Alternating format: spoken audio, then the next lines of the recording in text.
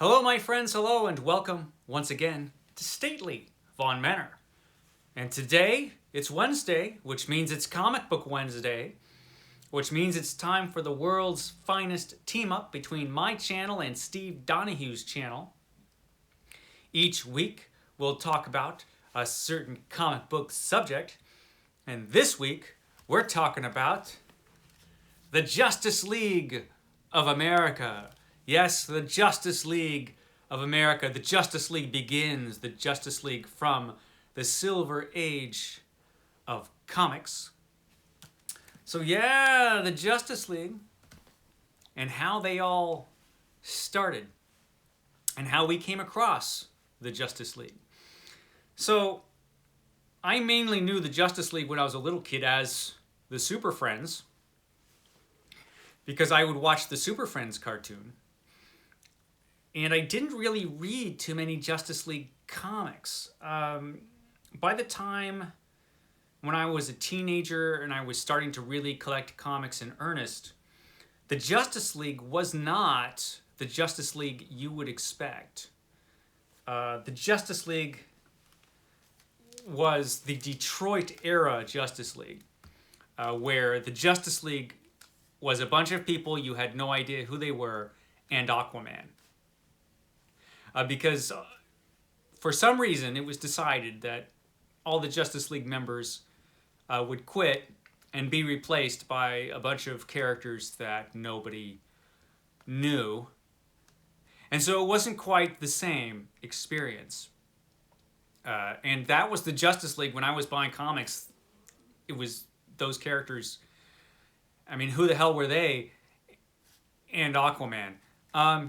All of that is, of course, I have all of that, of course, because I'm insane. And that would be the Detroit era. So I've got it all in the Detroit era omnibus. They eventually had to pull in Batman also. Because this book, it wasn't selling. And you know, why would it? It has a bunch of characters that you didn't know. There was no Wonder Woman. There was no Superman. We did have the Martian Manhunter, who was a mainstay of the Justice League. But otherwise, it was just a bunch of characters. I mean, who were they? And it was like that until... it was like that for a couple years. I think the Detroit era started in '84. So when I was buying comics when I was 13 and 14 years old, 15 years old, it was not the Justice League I would expect. But eventually, Crisis happened. You would expect after Crisis, when they redesigned the whole universe, that they would bring back the Justice League as the Justice League. Well, they did a better job in that they did bring Batman and Martian Manhunter again. They did have a version of Green Lantern. But again, it was not the team that you would expect. But you know what? It was an awful good team. And this is the first issue of that Justice League. This famous first issue. And I bought this issue off the rack. Has Blue Beetle there. Has Captain Marvel, the original Captain Marvel. Black Canary. This was an interesting team. And it was great. I really liked this team. And it is justifiably well remembered. It has great artwork. Yeah, this was a fun book. Art by McGuire and Gordon, story by Giffen DeMatteis. That was my Justice League for quite a while, and of course that could be found in this giant. There are two omnibus volumes. This is the first one.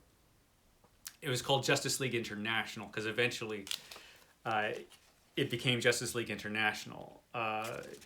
These original stories, it was just the Justice League. It wasn't Justice League America. But that was my Justice League that I read for the longest time. Eventually they did bring back all of the major superheroes. And there were some good Justice League stories that showed up. All the time that I was reading comics, but I never got to read the original Justice League story, so the beginning of it all until about 2014. Yeah, I think it was 2014 when this big sucker was published. This was originally called the Justice League of America Omnibus. The second printing of this renamed it the Silver Age Justice League Omnibus Volume 1. There is a Volume 2, and it's gigantic. I mean, this book is huge and awesome. So we got two massive Silver Age books, omnibuses you can get. And the Bronze Age is up to 3 omnibuses. I think they might have a 4th one coming. There are some of these that are available in trade paperback, but not all of the stories from these 2 omnibuses are available in trade paperback. They were starting to do it and then they stopped because DC's reprint program is ridiculous. I could go on and on about how ridiculous DC's reprint program is. Get it together, guys. Marvel's killing you on the reprints, that's for sure. But this is the first time I got to read the original stories of the Justice League, and they are really interesting. They were written by Gardner Fox. Gardner Fox, the famous author of Kothar the Barbarian? Yes, the very same Gardner Fox. Gardner Fox, who has written something like 4,000 comic book stories. He was very active in the the Golden Age of comics. He wrote the Justice Society of America comics. And in the Silver Age, Julius Schwartz decided to bring back the Justice Society of America once DC had established some new superheroes to go along with Wonder Woman, Superman, and Batman. They had pretty much launched the Silver Age of comics with The Flash, the new version of The Flash. Then they came out with a Silver Age version of Green Lantern. You had Martian Manhunter. So you had enough superheroes to make a superhero team book. And so they came out with their new version of the Justice Society, which is the Justice League. And Gardner Fox was tasked to do this comic. He had written a bajillion comics by then, and he had written the old Justice Society. And Gardner Fox was a big fan of science fiction, big science fiction fan. His stories in this are really, really pretty good. They started off in this issue, which was in The Brave and the Bold. They didn't get their own comic for a few issues. Now, you'll notice that in this cover, there are 2 superheroes that are not on this cover, that are their most famous superheroes, other than Wonder Woman. And that would be Batman and Superman. Batman and Superman were not regular members of the team, really, for the first several issues. They were left out of it. I don't know if that was because the editing staff at Batman and Superman didn't want them to be too involved. I don't know if that was from a story standpoint to put focus more on these characters. I have no idea actually why the decision was made to keep Batman and Superman out of the first few issues. Steve Donoghue probably knows exactly why that is, and so, he'll tell you probably in his video today. But you'll notice that they are on the splash page there. And they do take part in this adventure. Not much of a part. And in fact, when they do take part in their adventures in the beginning, in the first few issues of the Justice League, they are usually sent off someplace else to do something else. And that is exactly what happens here. Sadly, the most terrible thing happens in this first issue, in that we are introduced to the worst character in comics, and that would be Snapper Carr. Here he is snapping his fingers there in the corner. Snapper Carr was the terrible, terrible teen sidekick. And he is the most annoying teen sidekick in the world, Snapper Carr. There he is, snapping his fingers. You hear these fingers snapping, Flash? That's my way of showing I like something. That's why the cat's around here. Call me Snapper. I hate Snapper Carr. I hate him, and everybody else hated him as well. Which is why eventually it was revealed that he was a villain. He became a villain, Snapper Carr, eventually. Because everybody hated Snapper. It wasn't just me. I mean, he was a terrible character who should have just, died. But he did become a really lackluster villain later on. So there was that. The artwork in these issues is done by Mike Sekowsky. I like Mike Sekowsky. He's not flashy. If you're used to the Marvel comics of the 60s and 70s, you'll notice that he doesn't have that flash, that pizzazz. He doesn't have that. He's not as dynamic as, say, a Jack Kirby or some of the other artists that you'll get from Marvel Comics in the 60s. But he's pretty good. He has his own style. And he can draw a lot of things pretty well. I mean, he's asked to draw some crazy stuff. His characters do not seem as heroically proportioned as some of the other characters that we're used to at Marvel Comics. But they all look like, big, strong fellas and Wonder Woman in very superhero-y costumes. And I think he does a pretty good job. I mean, all the characters look right for the time. And there is Superman and Batman and Superman going to work together. Now, Justice League was interesting because at this time, the only time any DC Comics characters worked together was Batman and Superman, and that's it. But with these Silver Age Justice League stories, we finally got a feeling that the DC Comics universe was just that it was a universe of superhero characters, and they all inhabited the same world. And all had a shared history together. And so it's fantastic when we get all of these characters working together in these issues. And we get a lot of interesting issues. And we got the Green Arrow shows up, and he finally becomes a member of the Justice League of America. Eventually they cross worlds and they run into the Justice Society of America. They have a lot of pretty great adventures in these 2 volumes of the Silver Age Justice League. And the stories themselves are interesting. You will notice, once you read these stories, that they're very, very plot-driven. They're very plot-driven stories. The main characters, the superheroes, all share a very bland superheroic personality. They are not really individuals, or they do not have really clear-cut individual personalities. They're all good guys who are out to do the right thing, and they're all distinguished by their powers and their costumes. But they're kind of interchangeable in a way.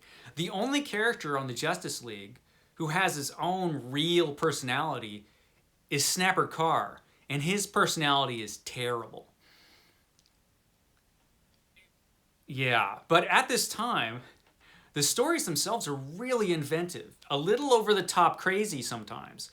But you have to give Gardner Fox credit for coming up with some wild, inventive stories. Issue after issue after issue, he just comes up with some crazy situations and makes these stories really, really interesting. I mean, you have to say, each one of these issues were worth the 12 cents or whatever they were to buy. How much was this first story anyway? Does it even say? 10 cents. You got your 10 cents worth when you bought one of these issues. I mean, because the stories were usually sometimes pretty intricate. And they had to really go through hoops to solve whatever problem they had to solve. And Gardner Fox came up with some brilliantly inventive ways to get them to solve the problems and to make these stories interesting. Because they are. They're really interesting, these stories. And all throughout these Silver Age issues, you get really inventive, interesting stories. So yeah, the characters didn't have a ton of personality, but you got a ton of action, and the stories were good. Plot-driven stories can be good. It's nice if you have some interesting characters. but the plot-driven stories in this are really good. I mean, he did an excellent job. And the artwork was pretty consistent. Like I said, it wasn't as dynamic as some of the stuff that you'd see in Marvel, but it was really good, I think. I like this stuff. And I liked it all the way through. Now, eventually, Gardner Fox moved on, and if you get the second gigantic Silver Age omnibus, you get to that part where Gardner Fox moves on, and he's replaced by Denny O'Neil. Denny O'Neil, who is remembered mostly for Batman. He did a lot of great Batman stories, but he did some Justice League stories. The differences are pretty stark. Characters do start to get their own personalities, and the stories are good. It's not that the stories aren't good, but I don't think this kind of team book was Denny O'Neil's strong point. He was really good with a character like Batman. If you have a low-powered character like Batman, he's great. But with really high-powered characters, he struggled a little bit. I think Denny O'Neil is actually the guy who depowered Superman a bit in the 70s for a while. Just because he thought that the lesser-powered heroes would face more challenges. And I guess they do, but he was in this book with a ton of super-powered heroes, and he had to make do with that. And he did a pretty good job. But I have to admit, my personal preference is for the Gardner Fox stuff. Which is not to say that the Bronze Age stuff, which came right after this, was not good, because it was excellent. I like all that Bronze Age stuff as well. But the Silver Age was a pretty special time for these comics. And they were inventive, and they're just a ton of fun. This stuff was just fun. And you didn't have any conflicted heroes with hang-ups or problems like you did at Marvel. And I love that stuff. I love Spider-Man and all that stuff. But there is something nice about heroes without neurosis. You know, without with heroes that didn't need a psychiatrist. You know, heroes that just, you know, they're here to do the heroic thing, and they're well adjusted enough to do it without any problems. And so the focus is on the problem, the situation that these heroes have to conquer. It's good, fun stuff, the Justice League. And I really like it. I really like this Silver Age Justice League stuff. It's a ton of fun.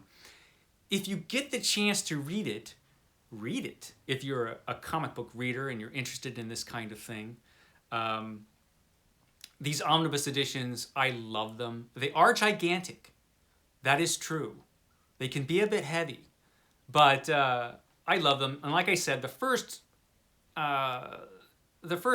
few of these, at least, you can find in trade paperback. At least you could for a while.